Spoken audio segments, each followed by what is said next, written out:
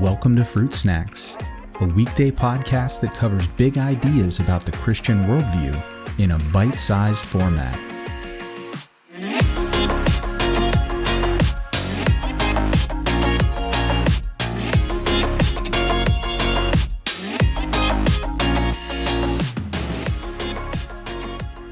Hey everyone, today we're going to jump back into another episode on our main topic for the week, which is the Doctrine of Man. And specifically, on today's episode, I want to focus in on what exactly happened to us as humans as a result of the fall.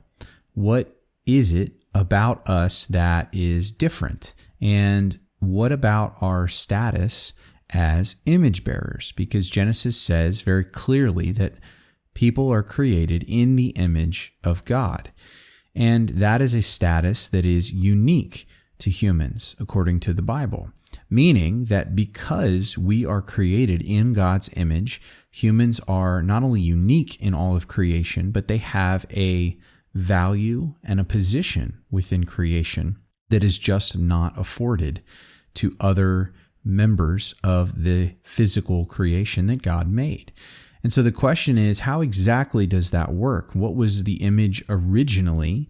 And now what is the image now after the fall?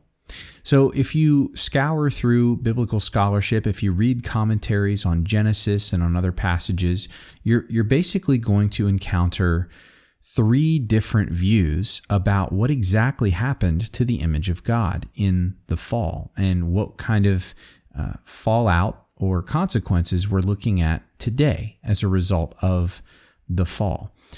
Really, you're going to find these first two in biblical scholarship, but I want to put a third one out there because it's, I think, very important and it deserves to be part of the conversation. So the first option is that in the fall, the image of God, our status as image bearers, is basically erased. That the image is all but gone, and it is only restored after we accept Jesus and we become new creations. We are restored back to our status as image bearers. This is not a particularly popular or well represented view today, and I think for good reason. There's just not a ton of biblical support to lend credence to this idea that the image of God is just totally gone. That just doesn't seem to be the way that people get talked about in the Bible, even post-fall. I mean, the way that Jesus continues to talk about us and his great love for us and dying on the cross for us, it seems that we are worth more than the rest of creation to him, and that he's willing to go to great lengths in order to at least even create the potential of reestablishing that relationship. Now, the second option is one that you'll probably find as the most common take on this, and it's not that the image is erased, but rather that the image is effaced. And what I mean by that is that basically it is marred, it is maimed, it is lessened somehow. So picture a mirror where if the mirror were perfectly clear and you could see just with crystal clarity, and then suddenly something is thrown on that mirror. Or maybe let's do this. Let's say you go and you see a different mirror that's been sitting in a house and collecting dust, and it's become maybe a little bit dimmed by time and the elements or whatever. You can still see a reflection in it, but it's not as clear. It's difficult to make out exactly what's there, and you just can't see it as it's intended to be used. It doesn't reflect reality as closely. That's the idea of the image of God being effaced. And there are quite a number of people who would hold this view, that in the fall, the image of God is not removed, but it is lessened. It is dampened. There's something about us that just isn't quite what it should be anymore. And that, again, is true right up until we become Christians. We become saved. Now, there's a third view here, and as I said, it's not one that's super popular, but it happens to be the one that I think is correct. And that is that the image of God is perfectly intact after the fall, that precisely nothing has happened to affect the image of God in us as a result of the fall.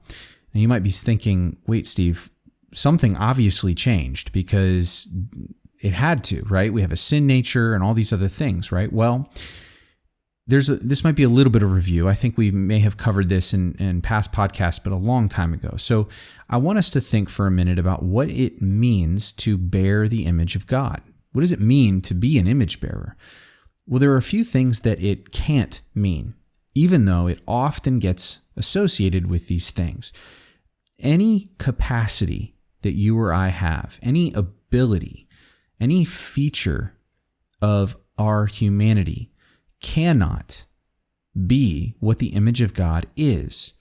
It can't be our rational mind. It can't be consciousness. It can't be our morality. It can't be our creativity. It can't be any capability or capacity that we possess as humans. Why? Well, because if that is what the image of God is, then anyone who is disabled or has a diminished ability or capacity, or even people who just simply have not developed that capacity or ability yet, even if they will down the road. I'm thinking of babies and toddlers. That means that they are inherently less valuable, that they don't have as much of the image of God as the rest of us.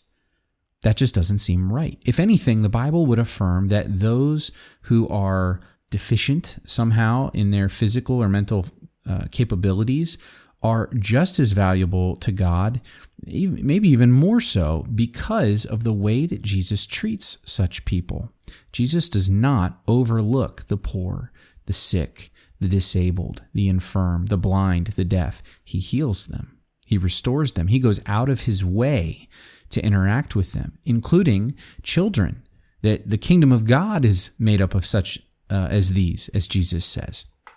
And so the image of God cannot be a capacity or an ability because those who just happen to not have it, or had it but lost it, or will have it but don't have it yet, are in no way less valuable. They don't have less of the image of God. And so if it's not something that we possess and can therefore lose, then what in the world is the image of God? Well, I think it is God's intention for us, his blueprint for what he intended and designed and desired human beings to be. And the fact that we, in our sinfulness, have strayed from what God's intentions are for humankind in no way changes what God's intentions for humankind is. In other words, even if the actual building, the architecture, is not what's on the blueprint, that in no way affects the blueprint. The blueprint is still the same. Our status as image bearers is still the same. What has changed is our ability to fulfill our status, our role, in the way that God intends. So the job hasn't changed. We're just not able to do the job anymore. We need to be restored. And that is what we're going to talk about in part 3 as we get more into the doctrine of man.